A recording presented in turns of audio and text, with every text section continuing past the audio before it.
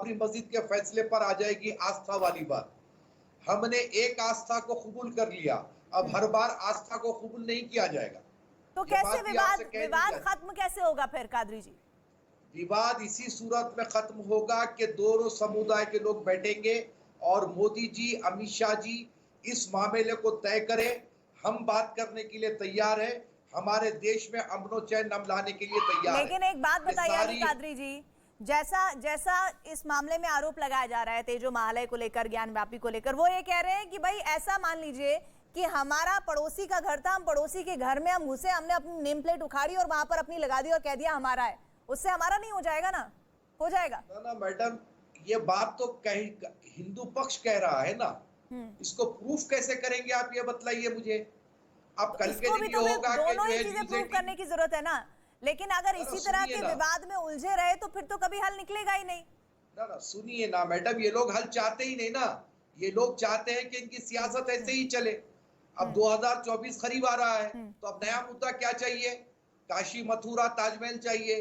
अब इसके बाद फिर और कोई मुद्दा आएगा, तो इनको देश की जो है तरक्की, देश की उन्नति नहीं चाहिए इनको। ठीक है, इनको सिर्फ यही दो करते बातें रहना हैं, है। दो बातें हैं मनीष अरे जी, हम इस तो पर आपको ओपन जवाब कह रहे हैं देना है। मैडम, हाँ हाँ, बोलिए सुनिए, बोलिए। मैं कह रहा हूं, हम तो ओपन कह रहे हैं, आप 2035 तक के हुकूमत पे बैठ जाइए। हम तो प्रधानमंत्री बनने वाले हैं नहीं ना। अब तक के जितने लोग प्रधानमंत्री बने, वो लोगों ने कोई मुसलमानों का फायदा किया नहीं। अरे बीजेपी चलती है, चलने दो, हमें क्या लेना देना। लेकिन हमारे जो हक है वो तो दे दो। एक ठीक है, भारतीय के नाते जो हमारा हक बनता है वो तो कम से कम हमें दो। ठीक है, दो आप बातें। एक हमको अनुराग क्यों दूर भदौरिया ने करना मनीष चाहते जी हो आप? कही, उन्होंने कहा कि झूठे राष्ट्रवाद के नाम पर आप लोग जानबूझकर इस देश में धार्मिक मसलों को उठाते हैं। दूसरी बात जो अभी अली कादरी जी कह रहे हैं कि भाई हम तो सिर्फ चाहते हैं कि हमें हमारे हक दे दो, बाकी कौन गद्दी पर बैठ रहा है, कौन इस डेमोक्रेसी को चला रहा है, उन्हें इससे कोई लेना देना नहीं है। अली कादरी जी ने बहुत सफाई से 2-3 बार कहा कि बाबरी मस्जिद के मामले में, जबकि जब अयोध्या प्रकरण हल नहीं हुआ था उसके पहले माननीय न्यायालय का आदेश था उसको विवादित ढांचा कहेंगे, लेकिन बाबरी मस्जिद अभी तक कर रहे हैं, जबकि ये तय हो चुका माननीय सुप्रीम कोर्ट के द्वारा कि वो मंदिर है, मंदिर था, मंदिर है, मंदिर रहेगा। इसके बावजूद कर रहे हैं, मेरे इनकी दिल नियत में इसी से जो समझ है में आ मैंने वो जाती है। कहा, मेरे दिल से कोई बात नहीं नहीं नहीं निकाल सकता। नहीं नहीं, ये बात अब अली कादरी जी बीच में नहीं बोलना। देखिए, ये इनकी नीयत को साफ प्रदर्शित करता है कि प्रकरण सब हल होने के पहले ही कोर्ट का आदेश था कि उसको विवादित ढांचा कहना है, उसको बाबरी मस्जिद नहीं कहना। फिर भी आदेश आने के बाद वहां मंदिर का निर्माण शुरू हो गया है, उसको बार बार बाबरी मस्जिद कह के आहत कर रहे हैं भावनाओं। रहा सवाल दूसरी अनुराग भदौरिया की बात का, तो ऐसे कह रहे हैं कि आजादी के आंदोलन में, जैसे आजादी के आंदोलन में मुलायम सिंह यादव और अखिलेश यादव ने लड़ाई लड़ी हो। कोई फोटो है क्या अनुराग भदौरिया आपके पास?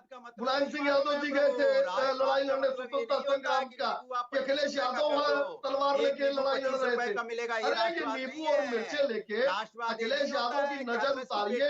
वो नोएडा इसलिए नहीं जाते थे कि मुख्यमंत्री नहीं रहेंगे। योगी आदित्यनाथ जी की सरकार बनने के बाद भ्रष्टाचार अपराधियों पर कार्रवाई हो रही है, नौजवानों को नौकरियां मिल रही हैं। उत्तर प्रदेश जो दंगा प्रदेश था, प्रीति जी मेरा निवेदन है कि आप अभी कहेंगे कि दोनों लोग बोल रहे हैं, और जब आप ये बोलेंगे तो ठीक बात नहीं है कि मेरे बीच में बोलना शुरू कर रहे हैं, अनुराग आप जी रुक इनको नहीं जाइए, रोक रही हैं।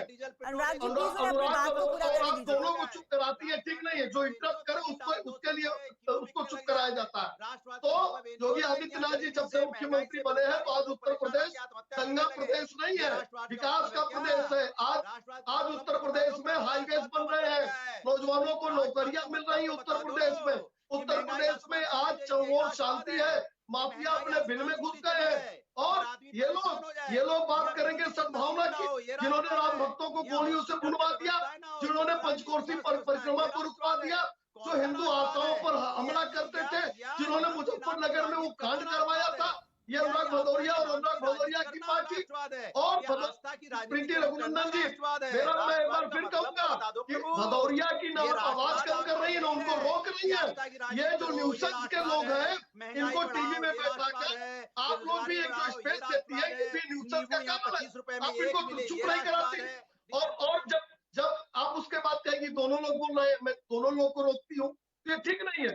ये डिबेट की मर्यादा के विरुद्ध है, इनको ये बताइए। और नींबू और मिर्चा अखिलेश यादव के घर के सामने टांग दी है, जिससे उनकी नजर बची रहे और राजकुमार और बबुआ अपने घर में रह पाए। क्योंकि ये तो इसीलिए जाने जाते हैं कि राजकुमार घर में रहेंगे, चुनाव के दौरान निकलेंगे, वोट मांगेंगे, राजा बन जाएंगे। अरे आज एक सन्यासी उत्तर प्रदेश का मुख्यमंत्री है, एक सन्यासी देश का प्रधानमंत्री है, देश की हनक पूरे विश्व में है। आज पूरा विश्व गौर से हिंदुस्तान की बातों को सुनता है। आज उत्तर प्रदेश विकास के पथ पर आगे है। तो अनुराग भदौरिया, आपको शिक्षा लेनी चाहिए। तमाम योजनाओं में आज उत्तर प्रदेश भारत में नंबर 1 पर है। नहीं, उत्तर प्रदेश के ठीक अंदर है में बच्चियां सुरक्षित नहीं अपने घरों में। मनीष जी ने अपनी बात पूरी कर दी है, लेकिन यहाँ बैठ के कोई ये ना बताए कि कब किसको बोलने का मौका देना और कब किसको चुप कराना है। एक सेकंड रुक जाइए। आपने भरपूर बोला, आपके सामने आवाज भी कम की गई, तो प्लीज सर ये ना सिखाएं और ये जिम्मेदारी मुझ पर छोड़ दें, क्योंकि आपको नहीं please sir, please I request you. मैं अब सुनिए, मेरे पास समय बहुत कम रह गया है। मैं विजय शंकर तिवारी जी का रुख करना चाहती हूँ। विजय शंकर जी, अली कादरी कह रहे हैं कि हमारा हक हमें दे दो, आप कह देंगे कि हमारा हक मार के बैठे हो, तो ऐसे तो फिर समस्या का समाधान होगा नहीं। देखो प्रीति, कादरी साहब ने अपना हक तो 1947 में ले लिया था, जो लेना था, और अब तो जो मांग रहे हैं वो क्या मांग रहे हैं सबको ध्यान में। लेकिन एक बात मैं बताना चाह रहा हूँ प्रीति जी, कि जितनी मंदिर बनते हैं, मंदिर यूं ही नहीं बन जाते हैं। मंदिर के स्थान का चुनाव होता है, मंदिर के स्ट्रक्चर का चुनाव होता है, उसका वास्तु तय होता है, प्रतिमा का स्थान तय होता है, उसकी दिशा तय होती है, प्रतिमा की प्राण प्रतिष्ठा होती है, उसका जीवंत किया जाता है। इसके बाद तब कहीं मंदिर बनता है, इसके बाद वहां भक्त जाते हैं। तो ये मस्जिद नहीं है कि यूं ही आपने खड़ा कर दिया और कर दिया। वो एक बिल्कुल जीवंत आस्था का केंद्र बनता है। इसलिए मंदिर की बात जो हमने अभी कई, कादरी साहब कह रहे थे कि हर मंदिर, जैसे हर मस्जिद इनके लिए काबा नहीं हो सकती है, लेकिन वैसे ही हमारे यहाँ जैसे ज्ञानवापी का विषय, आप आज तो ताजमहल का विषय ले रहे हैं, इनके लिए केवल भूमि अधिग्रहित करना, भूमि कब्जाना। आज भी देश में आप देखते हैं, हर गली मोहल्ले में, चौराहे पे जहां मिलता है वहां मजार खड़ी कर लेते हैं, वहां मस्जिद खड़ी कर लेते हैं।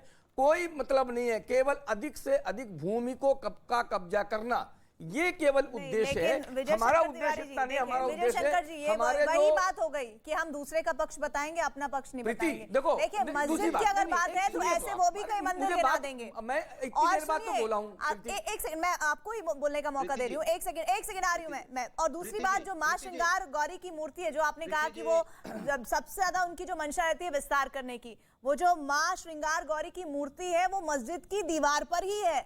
और अगर ऐसा होता तो एक तरफ मस्जिद में मुस्लिम नहीं नमाज पढ़ रहे होते और दूसरी तरफ वहां महिलाएं जाके मूर्ति पूजा नहीं कर रही होती। ये तो आप समझिए ना, मतलब ऐसा नहीं है कि सब गलत ही हो रहा है, कुछ सही भी है जिसको संज्ञान में लाना जरूरी है। अब आप अपनी बात को पूरा कीजिए।